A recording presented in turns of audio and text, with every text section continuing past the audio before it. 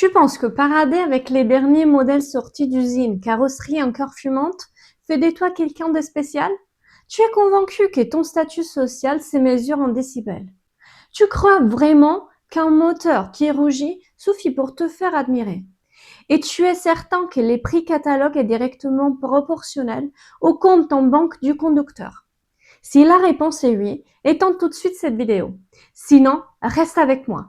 Parce que si ailleurs ça marche comme ça, ici à Monaco, vous avez besoin d'un traducteur.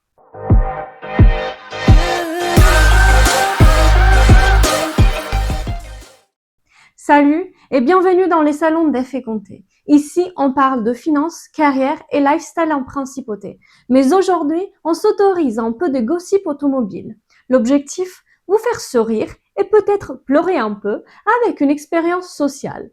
On établit les classements pour décoder ce qui signifie ces carrosseries selon les règles non écrites de nous, les locaux. Préparez-vous, car ce qui est un rêve pour vous, ici, c'est peut-être juste un appel au secours désespéré pour se faire remarquer. Disclaimer géant, tout est ironique, ne vous vexez pas. D'autant que, spoiler, j'ai fait moi-même partie de la première marche de la catégorie des pauvres du luxe. Attachez vos ceintures, on part du bas pour attendre les God Mode.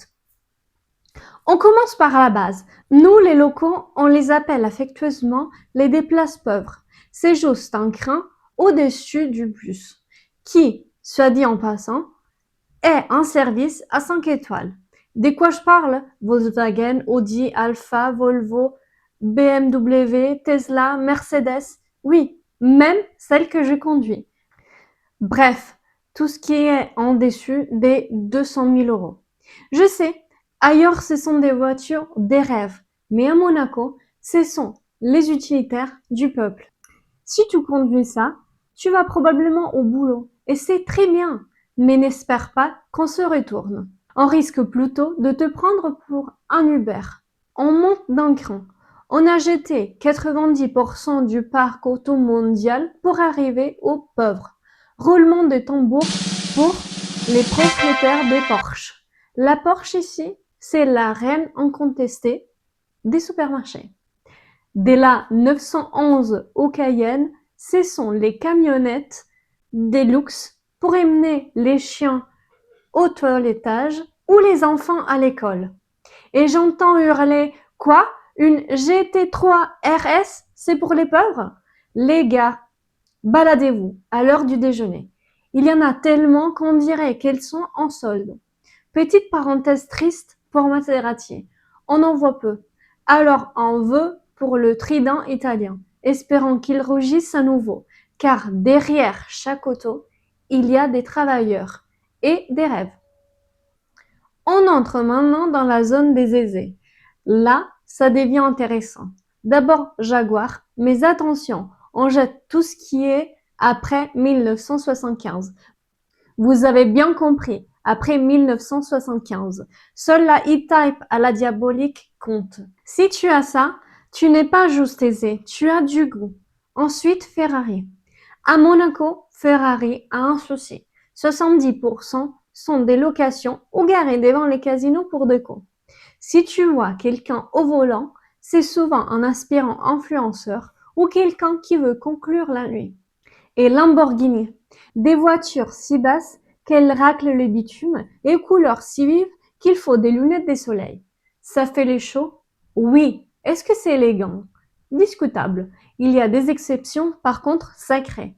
La Miura, la 250 GTO ou les œuvres de l'ingénieur Materassi, comme la F40. Si vous avez ça, chapeau bas. J'ai un ami qui les garde dans son salon comme des œuvres d'art. Attention, si on veut monter en gamme et quitter les produits pour l'élégance et les poids, il faut citer Bentley et Rolls-Royce. Les Bentley sont fascinantes. Elles pèsent le poids d'un Panzer et consomment comme en centrale nucléaire. Les mix parfaits entre élégance et blindage. Et puis, Sa Majesté Rolls-Royce. Là, on ne conduit pas, on navigue. Si tu vois une Rolls ici, la personne à l'intérieur n'est pas pressée. Elle a déjà gagné. C'est un salon roulant Qui dit au monde, poussez-vous, mais doucement. On parle des gros comptes en banque, mais ce n'est pas encore les sommets. On grimpe encore. Plus de conducteurs, mais des collectionneurs. Pagani, Bugatti. Ce sont des sculptures en mouvement. Mais avant les sommets, un secret obscur de Monaco. La ville souterraine, les parkings publics. On les appelle les cimetières. Ces plans de supercars abandonnés, couvertes des poussières et oubliés par les propriétaires qui en ont peut-être trop acheté ou perdu les clés. Nous y voilà, les sommets dès le lampe. La catégorie divinité. Qui sont les vrais patrons des Monaco? Roulement de tambour, ce sont les propriétaires des Fiat Panda, première série, et des Citroën 2CV. Je ne plaisante pas. Les super riches ici aiment l'invisibilité. Ils ont des villas à 50 millions, mais pour aller prendre un café, ils prennent une panda verte. Si vous voyez une panda immatriculée Principauté des Monaco, inclinez-vous. À l'intérieur, il y a quelqu'un qui n'a plus rien à prouver. C'est ça, les vrais pouvoirs. Et vous, quelle voiture vous ferait sentir comme un dieu à Monaco? Dites-le moi en commentaire. Ceci est les salons d'effet compté et n'oubliez pas, l'important, c'est pas la voiture, mais les plaisirs de la conduire, mais toujours avec prudence. On se revoit très bientôt, toujours ici dans les salons d'effet compté. Merci d'avoir regardé jusqu'ici et à la prochaine. Ciao!